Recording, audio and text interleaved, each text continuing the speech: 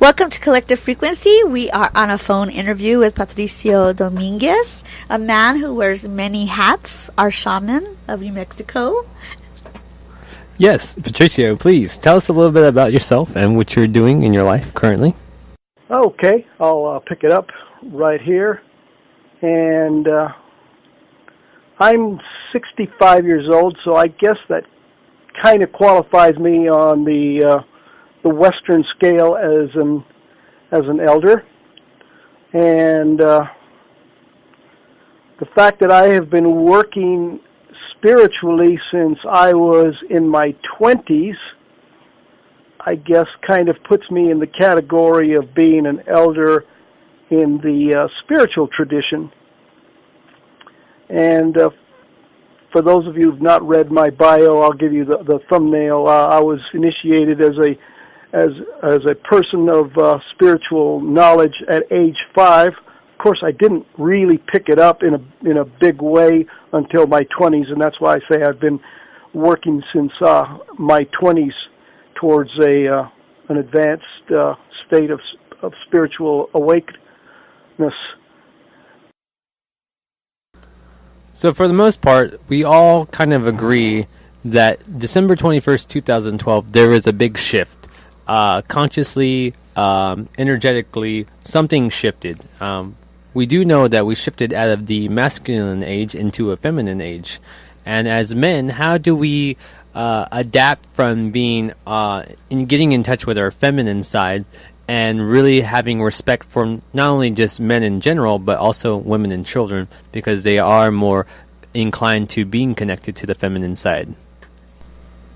And also, I would like to know, what is the present and future of being a man? So we're going to have to work out the details of being a man in this new age. We have the rough outline, which was handed down to us by the elders. And that's a good thing, because it would be totally tough for us, and maybe even more than a challenge, for us to invent how to be good men, coming from an age where men were, you might say, top of the heap, and basically whatever they did was okay because, well, they were men, and they were people in their age being the right people at the right time. We are not so fortunate. The men in this age are going to have to relearn, or are going to have to learn a new way to be. Now, in the old age, men expected respect from women.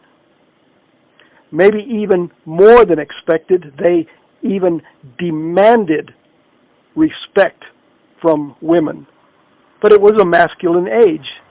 And even though it sounds insensitive, and it was, but it was acceptable to some degree, because it was the time and place for that. But we are not in that time and place. This is a new time. And now we're going to have to learn to respect someone else instead of expecting to be respected. In the feminine age, we have to learn how to respect, in a very good way, our feminine counterparts. And we have no clear model for it, because our grandfathers didn't have to play that role. It was reversed. All of the models that we have were the other way around, where women respected us and expected from us a certain amount of, or a certain type of behavior that is no longer appropriate in this new age. So, Patricio, how would the men have to change? Now, in the past age, being men was pretty much a very simple thing, because basically all you had to do was be male and do what was being done by all the other males in your social community. So it was a real just monkey see, monkey do situation for men in that age. Well, we're not in that age anymore. This is a very exciting time. Exciting for me, of course. Some people might think it's a very challenging time, depending on who you are. You could either see it as a challenge or as a gift that is exciting. But we are no longer in the masculine age. We are now in the feminine age, as of the changing of the age that occurred in 2012. We have like one toe into the new age, but it is the new age. Whether it is one toe in or one toenail in, we are in a new age, and this new age is a feminine age. So monkey see, monkey do doesn't work so good here, because we are in an age where we have to be a new kind of man. Our fathers or our grandfathers are no longer role models for our behavior in this new age. They were men of the old age. We are men of the new age. So on relationships, I want to know a little bit more about partnership versus ownership and how relationships should be. But I talked about basic principles that we got handed to us. And I'm going to refer to a teaching of the elders that will help kind of carry this new basic premise for us. Now, you have probably heard the famous saying that we do not own the land. The land owns us. Well, that is really fine in terms of a way of looking at the world, but it actually can be expanded even further. Now, if we substitute the word Mother Earth for land, we do not own Mother Earth. Mother Earth owns us. It takes on a slightly different color, and I'm going to push it one step further. We do not own women. Women own us. We did not come from men. Men did not birth men at any time. Men were birthed by women. And if you think about it,